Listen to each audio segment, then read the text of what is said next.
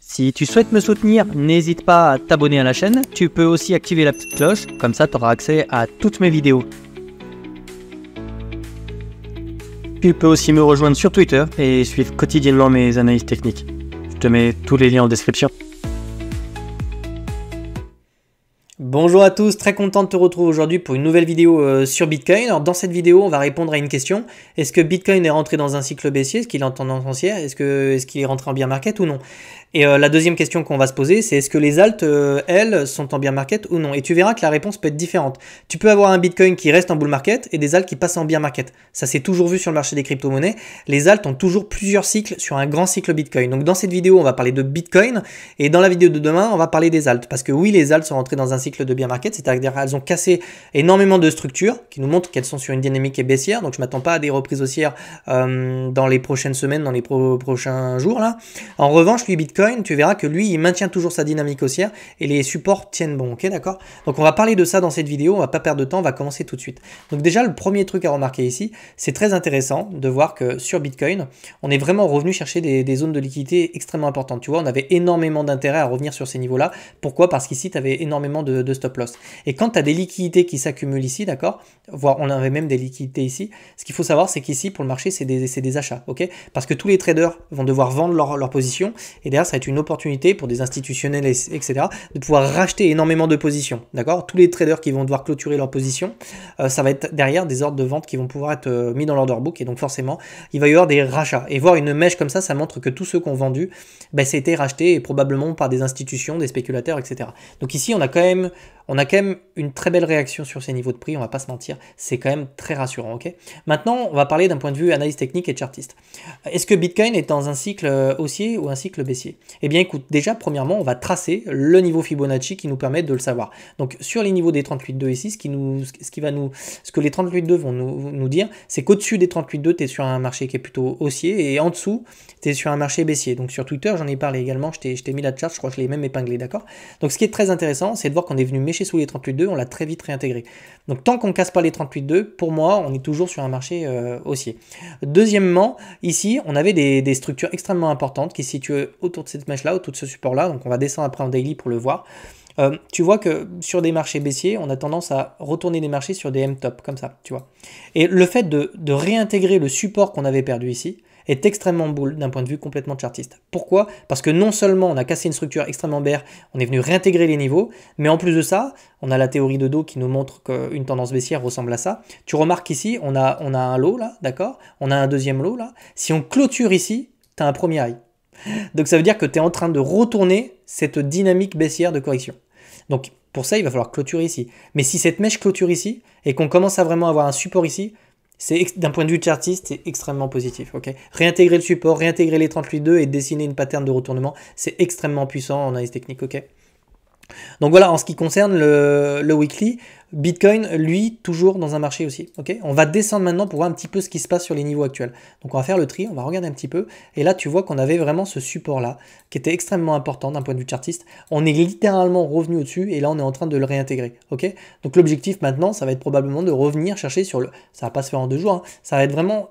revenir chercher le haut du range qui est ici, ok? Ça va être vraiment, d'un point de vue technique, maintenant, ça va être l'objectif. Ça va pas se faire en 2 jours, d'accord? Je précise également, et tu sais que je te l'ai enseigné, que tous les points DCA, comme ça, en zone de survente, quand on réintègre, sont toujours des opportunités de racheter sur des marchés haussiers. Encore une fois, ça nous le montre ici, tu vois? Quand tu lises tes points DCA, tu en avais un là, donc tu as une entrée ici, une entrée ici, une entrée ici, sont toujours des points premium sur un marché haussier. Okay, c'est toujours le cas aujourd'hui sur Bitcoin et on commence à avoir des structures qui nous permettent de rentrer un peu plus aisément, avec un peu plus de confiance. On va descendre en 4 heures pour que je te montre ça. Donc le fait de réintégrer le support est extrêmement bull. Je vais virer ça. Non seulement on a un support qui passe là, mais c'est très intéressant de voir cette structure en forme de W. Tu vois que là, pareil, on a vraiment une petite dynamique qui se met en place sur du 4 heures. Alors attention, on diverge un petit peu en 2 heures, pas forcément en 4 heures. On peut s'attendre dans les prochaines heures, dans les prochains jours, peut-être essayer de venir récupérer ce support pour venir chercher toutes les liquidités qui se situent au-dessus. Ok, en 2 heures, on a un mouvement qui s'essouffle, mais c'est normal. Ce qu'il faut comprendre, c'est qu'ici, on a quand même pris quasiment 20%.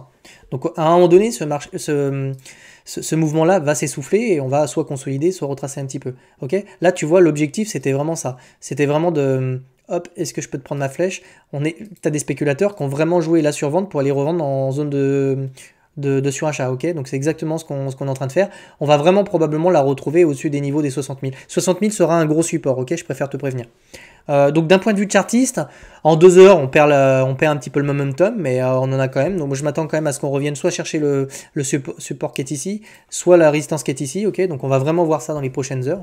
Je m'amuserai pas spécialement à long sur les niveaux là, surtout avec une divergence comme celle-ci. Ça fallait le faire un peu plus tôt quand on avait du momentum sur ces niveaux-là. D'ailleurs, on avait ce petit W qui était très beau, qui a cassé, qu'on voit. On est vraiment revenu faire. Alors ça c'est pareil, c'est assez classique. La petite cassure du W, le petit pullback ici, puis ensuite on vient chercher de nouvelles targets. Okay. Donc d'un point de vue complètement technique, c'est plutôt beau. On n'est pas encore revenu chercher cette zone de liquidité là. Donc on a du momentum sur BTC. En weekly, en daily, en 4 heures, c'est plutôt propre, d'accord. Attends-toi quand même peut-être à un moment donné un petit peu de retracement avec ces divergences, ok. En ce qui concerne les liquidités, tu vois qu'on est vraiment venu chercher tous les stops qui étaient là. Donc ça, je t'en ai parlé en début de vidéo. C'était des poches de liquidité à l'achat, hein, puisque ça a été des ventes qui ont été clôturées. Donc ici, on a des institutions qui ont probablement racheté. On le voit ici, je suis allé voir quand même un petit peu les volumes. Ici, tu vois que BlackRock a racheté un petit peu, Grayscale a vendu parce que tu vois là sur mon curseur, Grayscale diminue, 29, 26, 25, 25,8 et on a un BlackRock qui lui augmente, tu vois, 36,9, 37, 37,2 donc on a quand même des fonds institutionnels qui achètent, tu vois. Globalement, on le voit, il y a quand même un transfert qui se fait de Grayscale envers particulièrement BlackRock. Donc on a eu quand même, pas énormément, mais on a quand même de l'achat sur ces niveaux-là. Ça reste timide hein, quand même. Ok, ça reste timide. On voit les volumes qui remontent un petit peu là. Donc on retrouve un peu d'intérêt sur Bitcoin. Ok, tant que c'est ainsi, on va repasser en daily pour que je clôture cette vidéo. Tant que c'est ainsi, tant qu'on réintègre le support, c'est extrêmement bull sur Bitcoin. On devra absolument maintenir les niveaux qui sont là. Je te l'ai toujours dit. Les niveaux qui sont ici sont extrêmement importants. On ne doit pas repasser dessous. Ok. Si on clôture comme ça et qu'on arrive à faire un nouveau high en weekly, c'est particulièrement bull sur Bitcoin. Donc je ne vais pas être bear quand je vois des volumes exécutés comme ça à l'achat. Ça invite à la prudence évidemment, mais c'est quand même rassurant. Okay. Donc voilà, Bitcoin est toujours sur un cycle haussier. Tous les niveaux sont là. Si c'est le contraire, si ça vient à changer, je te le dirai sur ma chaîne. Je serai transparent avec toi. Mais pour le moment, c'est le cas. Demain, on va parler des alts et tu verras que la situation est différente. Ok, je serai beaucoup plus réservé sur les alts dans les prochaines semaines. Ok, je te souhaite de passer une agréable journée et puis je te dis à demain. Ciao.